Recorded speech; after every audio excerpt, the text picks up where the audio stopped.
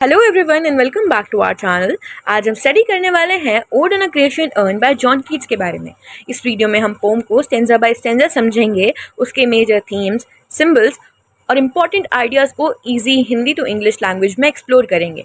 और अगर आप इस लेसन को कंप्लीट इंग्लिश वर्जन में देखना चाहते हैं, वो भी हमारे चैनल पर अवेलेबल है।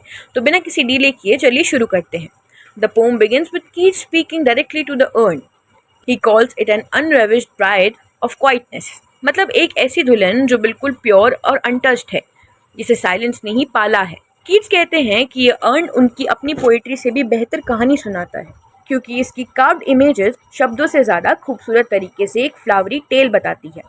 फिर वो अर्न पर बने इमेजेस को गौर से देखते हैं और सवाल पूछना शुरू करते हैं। ये कौन लोग हैं? गॉड्स या इंसान? ये कैसा मैड परसुएट है? कोई भाग रहा है या किसी का पीछा हो रहा है? Notice this, the entire stanza is made of questions. Kids खुद नहीं जानते इस कहानी का जवाब क्या है, वो बस गेस कर रहे हैं, बिल्कुल ऐसे जैसे हम आज म्यूजियम में एक ऐसी अर्न देख कर करते हैं। यहाँ किड्स अपना एक सबसे फेमस आइडिया इंट्रोड्यूस करते हैं कि जो संगीत हम इमेजिन करते हैं वो संगीत से ज़्यादा सुंदर होता है जो हम एक्चुअल में सुनते हैं। He writes that heard melodies are sweet but unheard ones, जो सिर्फ मन में इमेजिन होती हैं वो और भी ज़्यादा मीठी होती हैं। क्यों? बिकॉज इमेजिन म्यूजिक कभी गलत सुर नहीं लगाता, वो हमेशा परफेक्ट रहता है। फिर कीट्स एक कार फिगर देखते हैं, एक जवान पाइपर पेड़ के नीचे और एक बोल्ड लवर जो अपनी बिलवेड को किस करने की कोशिश कर रहा है। यहाँ एक बिटर स्वीट बात है, ये लवर कभी अपना प्यार पूरा नहीं कर पाएगा क्योंकि वो हमेशा के लिए पत्थर में फ्रोजन है, गोल से बस थोड़ा दूर। But Keats turn this into comfort not tragedy. वो कहते हैं लवर को दुखी नहीं होना क्योंकि उसका प्यार कभी फेड नहीं होगा और उसकी बिलवेड हमेशा खूबसूरत रहेगी क्योंकि वो कभी बूढ़ी नहीं होगी। कीट्स इस आइडिया को और आगे बढ़ाते हैं। अर्न पर बने पेड़ कभी अपने पत्ते नहीं गिराएंगे, उनके लिए स्प्रिंग कभी खत्म नहीं होगा। म्यूजिशियन अपनी पाइप हमेशा बजाता रहेगा, हमेशा नए गाने बनाता रहेगा और वो दो लवर्स हमेशा नए प्यार के जोश में फ्रोजन है।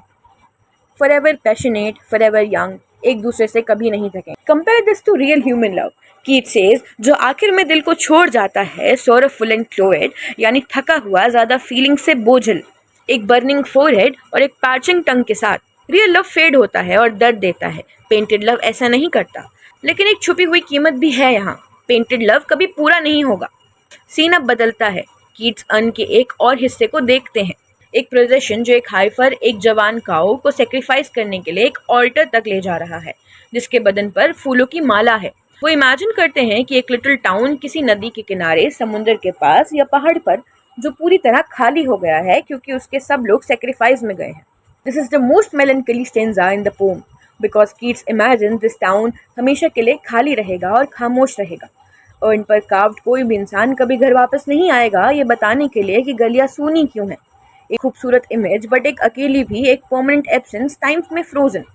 फाइनल स्टेंजा में कीट पीछे हटकर पूरी अर्न को एड्रेस करते हैं, एक एटिक शेप जिसकी फेयर एटीट्यूड है, यानी एक खूबसूरत ग्रीक फॉर्म जिस पर मार्बल के आदमी और औरतें कार्व्ड हैं।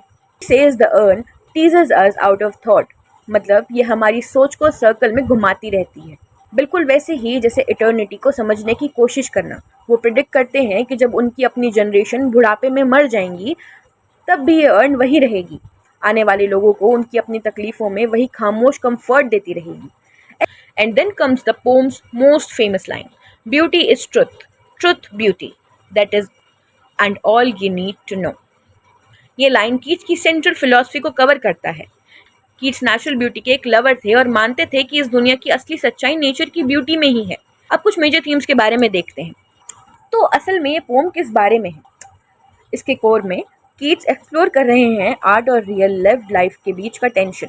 आर्ट यानी अर्न परमानेंट है, अनचेंजिंग है, आइडियलाइज्ड है। लाइफ टेम्पररी है, मेसी है, पेनफुल है, लेकिन वो रियल भी है।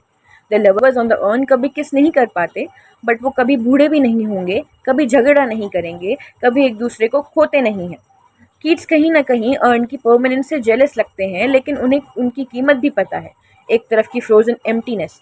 इसे अक्सर आर्ट वर्सेस मोर्टेलिटी का थीम कहा जाता है। अब चलते हैं दूसरी थीम पर, ब्यूटी एंड ट्रुथ। पोम की लास्ट लाइन ने 200 साल से रीडर्स को कंफ्यूज किया है। क्या कीट्स कह रहे हैं कि ब्यूटी और ट्रुथ लिटरली एक चीज़ है, या ये सिर्फ अर्न की अपनी सोच है, एक लिमिटेड विजडम, क्योंकि उस ऑब्जेक्ट ने कभी लाइफ, लव या लॉस एक्चुअली एक्सपीरियंस किया ही नहीं।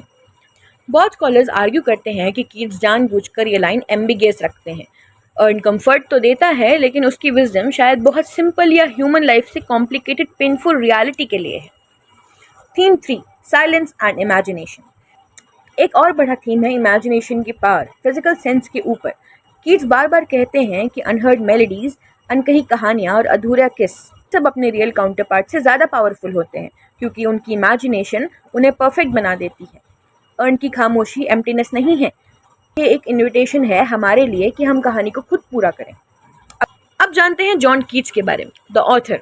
जॉन कीट्स का जन्म 1795 में लंदन में हुआ था, एक स्टेबल कीपर के घर। उन्होंने सर्जन बनने की ट्रेनिंग ली थी, लेकिन बाद में सब छोड़कर पोएट्री चुन ली, एक डिसीजन जिससे उनके दोस्त हमेशा रेकलेस समझते थे। He was part of the romantic movement along with the poets like Wordsworth, Coleridge and Byron, जो सब कोर लॉजिक से ज़्यादा रॉ इमोशन, नेचर और इमेजिनेशन को इम्पोर्टेंस देते थे।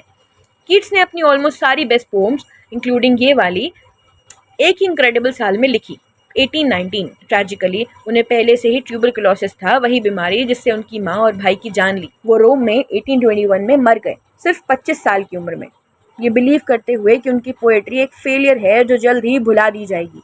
उनके ग्रेवस्टोन पर उनकी ही रिक्वेस्ट पर उनका नाम तक नहीं लिखा गया।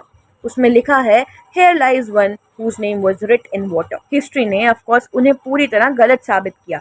आज कीट्स को अंग्रेजी साहित्य के सबसे महान पोएट्स में से एक गिना जाता है, और odd on a Grecian earn दुनिया की सबसे ज्यादा पढ़ी और कोट की जाने वाली पोएम में से एक है। अगली बार जब आप कोई पुरानी पेंटिंग, एक स्टेचू या म्यूजियम में कोई एंशिएंट अर्न देखें, कीट्स को याद कीजिए।